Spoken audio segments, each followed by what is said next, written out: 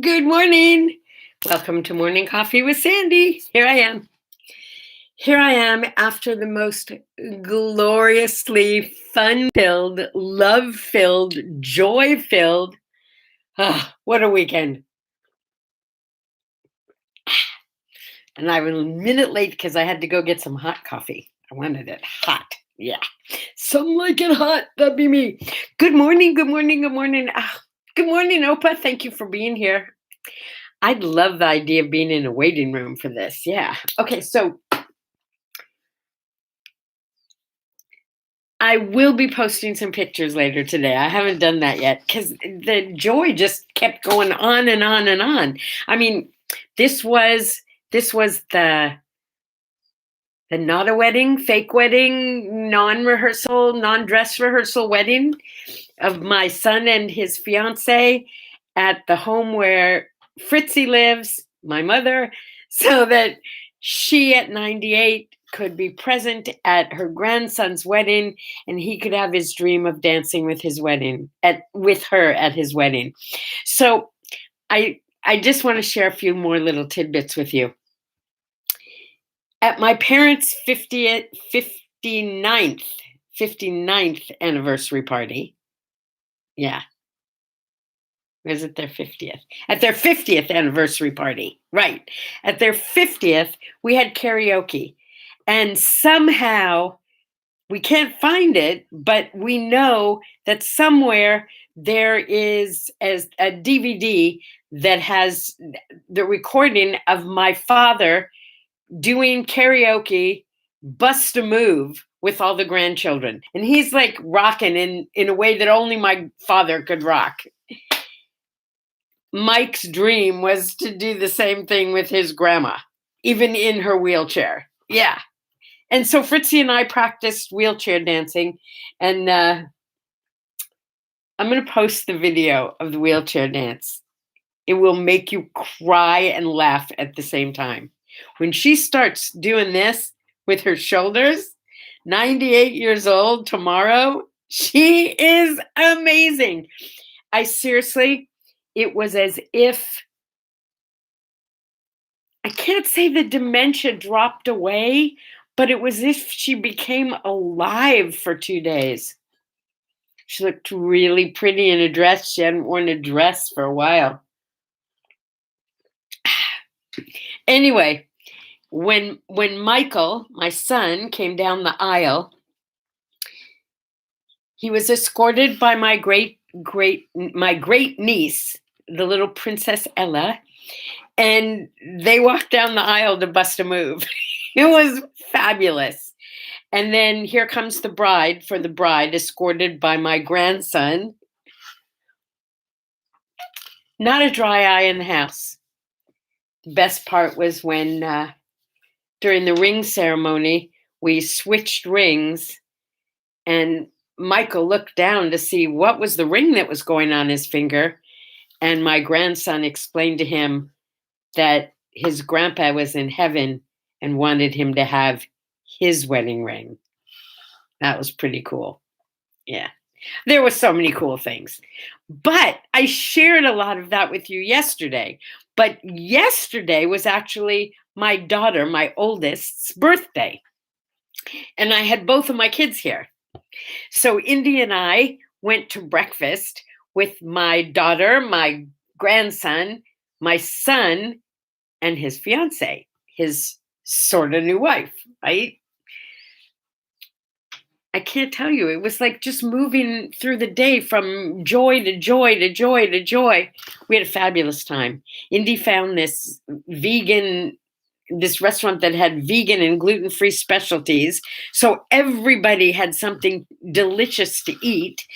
And we sat and laughed and talked. And I think we have some pictures of my son doing a ventriloquist act with my grandson on his lap, with my daughter doing the talking. And it was wild, but the whole day was wild. It was wonderfully fun. And then I crashed.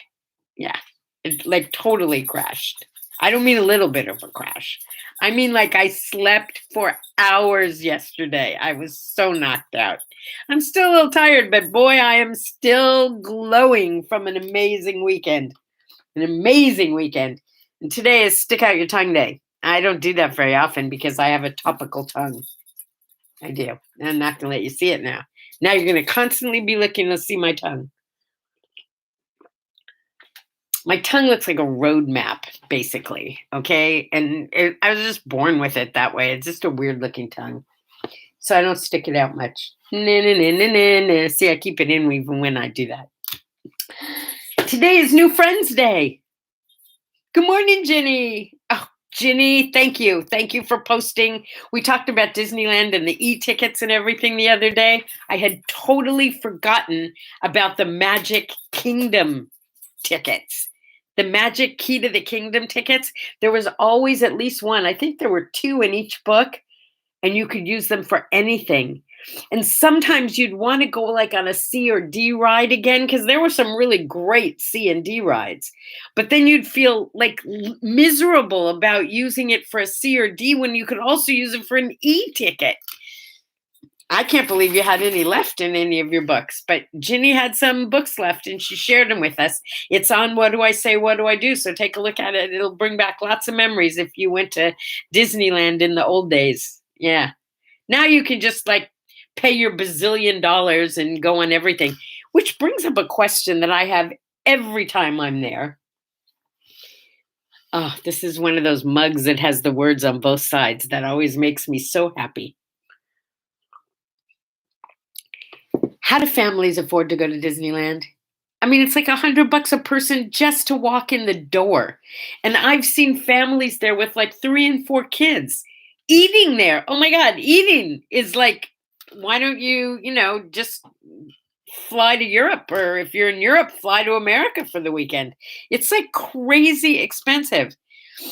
Those of you who are in Europe or have gone to Disneyland in other countries, is it crazy expensive there too? I mean, Americans seem to have a lot more disposable income than most people in other countries. But I seriously, every time I'm there, my thought is these kids are wearing Mickey Mouse ears and walking along eating things, and they're here. How are they doing this? Do they like not eat for the rest of the year? Okay, that was my Disneyland rant. I do love Disneyland. I do. I can't help it. I love it. It's the happiest place on earth. It's the Magic Kingdom. Whoa, ho, ho, ho. Today is also Get Out of the Doghouse Day. So if any of you have someone that you've put into the doghouse, it might be time to let them out. Just saying. Yeah, let them out. Are my glasses like so annoying because they have that light thing on them? I try and not wear them if I don't have to, and I don't have any medicine in my eyes yet this morning, so I'm still a little kind of sleepy-eyed. Today is also Everybody Deserves a Massage Day. I'd like to take advantage of that one. Boy, I could use one today. And by the way, I had the steroid pack, and for like 2 days, I was feeling really good and no pain at all in my leg. Not pain, ache, but it's kind of back. Yeah, I think it didn't work. I may never play tennis again. This is not a good idea. I need to figure this one out. But my really good news is I was so bummed because my computer just kind of crapped out on me. It said that the battery was fine, but it wouldn't charge, and I couldn't use it anymore because there's no charge in it. Even when I plug it in, it's not taking a charge. And I didn't know what to do because the Genius Bar closed, and I have a Mac, and where do you take it, and what do you do? And I was very stressed on Friday, thinking of a weekend with no computer. I pulled out my old Mac, that's what I'm on now, and seems to be working fine. Why'd they get a new one, for crying out loud? I have more trouble with my new one than I did with my old one, really. But thank God I didn't get rid of this or trade it in. Anyway, somebody said to me yesterday, well, take it to the Genius Bar. And I said, no, we don't have it anymore. They closed it during the pandemic and they didn't reopen it. Apparently, they reopened it. So I got online. I have an appointment later today. So hopefully I'll be able to get to my word art. Now, yeah, because all my word art is stored in my downloads on my other computer. And I'm going to take this computer with me and find out how to get them to sync so all my downloads show up on both computers. I think I can do that because I'm on the cloud. I don't know. It's stress. It's tech stress. Tech stress. Yeah. You know that's what we call it, right? It is. I coined that phrase. It's when technology gets you so upset that you're beside yourself, next to yourself, on top of yourself, behind yourself, and crazed. That's tech stress. It can come from your phone, from your computer, from a television, from the clickers that never seem to do what you want them to do or run out of batteries at the most inopportune times. Yeah, tech, period. Tech stress. You know what it is. It's my word. I coined it, but I want everyone to use it. What's the matter? I have tech stress. I have tech stress. That's not to be confused with eustress, which is good stress, or distress, which is unpleasant stress. It's tech stress, which is the worst kind. Tech stress. Yeah. Okay, I am not going to suffer from tech stress today, though. I am going to get my problems handled. Life will be good once again, right? Yeah, I think so. Happy birthday to Lizzie Borden. I'm celebrating my mother's 98th birthday tomorrow, happily.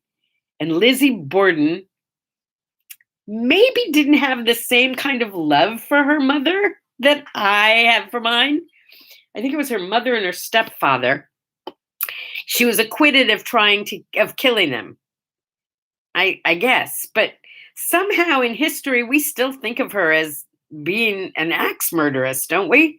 I mean, what's the little thing they say? Lizzie Borden took an axe, gave her mother 40 whacks. When she saw what she had done, she gave her father 41. Do you remember learning that when you were a kid? So I was kind of surprised to find out that Lizzie Borden was acquitted of murdering her parents. Yeah. Not me. I'm celebrating my mother. Tomorrow is the big day. 98 years old. If my computer gets fixed, so I feel really confident, I am going to take it with me to visit my mother. And I think tomorrow we're going to have, Tuesday afternoon coffee with Fritzy. I don't know if I'll do morning coffee tomorrow. I have to think about this, see how my computer's doing, and see if I can set up to do like a remote in my mother's room. Wouldn't that be fun to have Fritzy at morning coffee? That's my plan right now. Yeah. In 2007 was the first episode of Mad Men. Remember that show? It was like so huge. The 60s, and John Hamm starred in it, and it was a breakout show for quite a few people. But here's a little known fact. Get ready for this one. For a while, because he lives in California, my son did some extra work while he was between jobs back then. And because of the look he has, which is so California, so like, he looks like an actor, right? An actor. He got picked up to do some extra work on Mad Men. So he went there to do extra work, and they said, no, we want you to be, there's another step up where you don't have lines, but you're a regular. So they gave him the 60s haircut, put him in a suit and shoes, and, like dressed him up like he worked at the office there. And he was on a number of episodes. You'd see him walking back and forth in the office. Yeah, Mad Men. My son was a madman. True story. 1961. 1961, if you were lucky enough to be able to be on an airlines, things changed dramatically when they started to show movies on airplanes. Do you remember the thrill of seeing an in-flight movie? Because you could read a book, you could go to sleep. There was really nothing to do on an airplane. And the next thing you know, they have movies, not more than one. There would be one going east and one going west in the United States. And it was kind of cool because if I flew to Chicago from California, I would see one movie going out to visit the family and one movie coming home. And they were almost always really good movies. And they took a couple of hours, so it made the flight seem way smaller, way shorter. Now, you can watch movies, you can listen to stuff. It's a whole different world right now.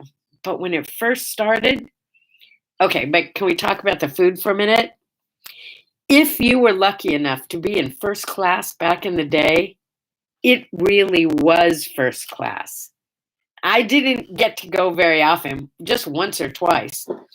But the food was totally different, and it was served with cloth napkins, and it was just elegant. It was absolutely elegant.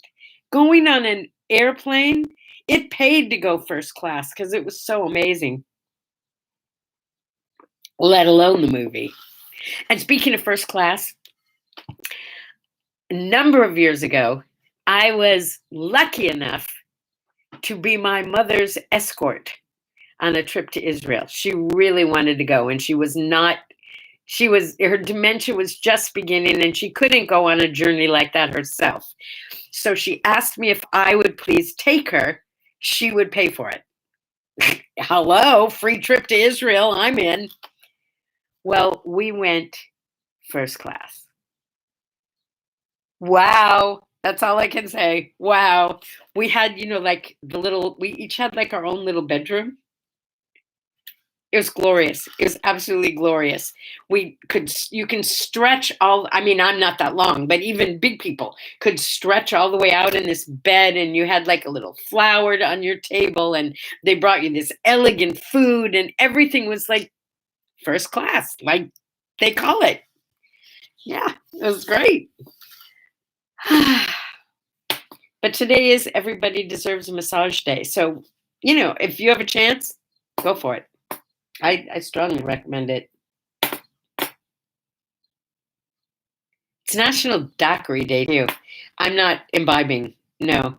I had more alcohol this past weekend than in the past 6 months. I'm not a big drinker, but I had a few glasses of champagne at the wedding. Then I had a few glasses of wine that night when we got home. I tried to have a margarita at dinner, but it was too strong. I didn't like it, so I didn't drink it. And then I had a mimosa yesterday at breakfast. That's a lot of alcohol for a little person who doesn't drink, but it's okay. I enjoyed it anyway. 1966. That was a good year. I was a junior in high school, going into my senior year, and totally, totally in love with the Monkees. And that was the year that their banner song, what do you call it? Their namesake song. I know there's a word for it. That was the year they recorded. Hey, we're the Monkees. People say we monkey around. We're too busy playing to put other people down. I love the Monkees.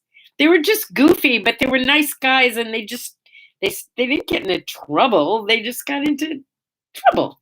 You know what I mean? Like, they didn't do anything bad. They were just goofy.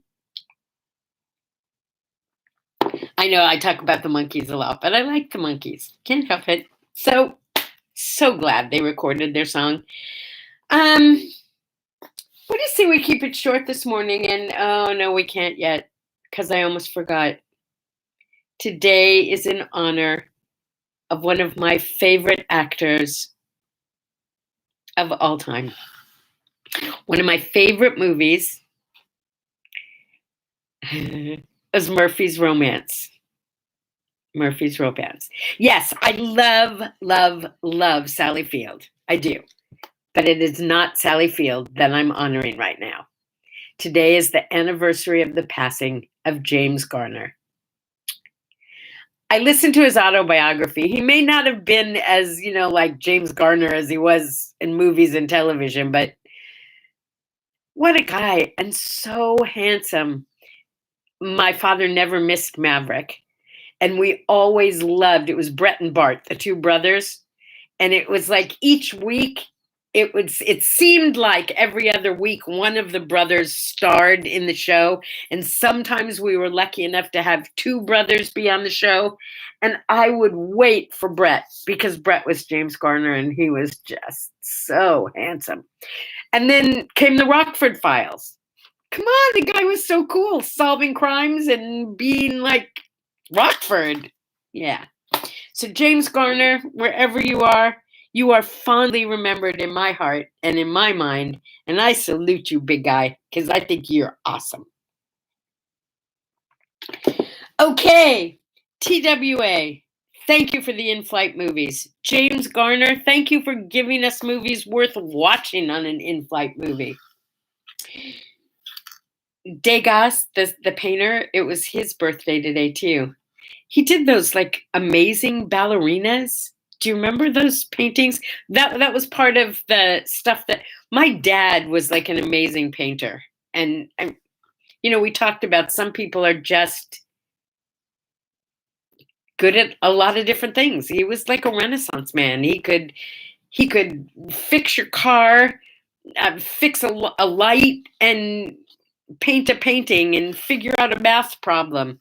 But he wasn't that good at spelling and things that had to do with reading and yeah, stuff like that. I could get him. I could beat him at Scrabble. I certainly couldn't get him at chess. Anyway, that's not what we were talking about. He did love all the old masters, the Dutch masters, the French masters. And I remember we had a copy of a painting in our house that had Degas's ballerinas in it. Yeah. I salute you too, Papa. My Poppykins. I used to call him Poppy. Yeah, he's my Poppy. My Pops. Salutes to you. He was looking down and smiling and having a great weekend with us. Truly great weekend. Wait till you see the pictures of Fritzy. Speaking of which, I reposted on my Facebook page, I reposted the address in case anyone wants to send a birthday card to Fritzy for her 98th birthday tomorrow. Now it won't get there on time, but here's the good news. Fritzy's not going to care. She won't even realize it's not her birthday anymore. She doesn't even know that tomorrow is her birthday. She'll know tomorrow and then she'll forget the next day and then I'll remind her. And each day she'll look at me and she'll say, 98? That's old. And I'll laugh and I'll say, yes, Mama, you're old. And we'll laugh together. I love that woman. Anyway, thank you for letting me share all my joy with you about the wonderful fake wedding weekend, birthday weekend, and now coming up more birthdays. Tomorrow, Fritzy turns 98 years old. And the next day, I fly to Chicago for my favorite aunt's 91st birthday. It's just a birthday week. Yeah. I'm going to be celebrating you. If you have somebody you want me to celebrate, y'all just let me know who to honor, okay? In the meantime, happy birthday to everyone having a birthday today. And happy birthday to all of you. Every day is a birthday, right? You can celebrate being born anytime you want. The day of is just the anniversary, but a birthday is every day. Yes, today it was all about how coffee keeps me grounded. That's how I stayed calm with my computer tragedies. But we're going to solve them today, and I will see you tomorrow. Hopefully, from Bella Villaggio with Fritzy on her 98th birthday. I love you. Have a sip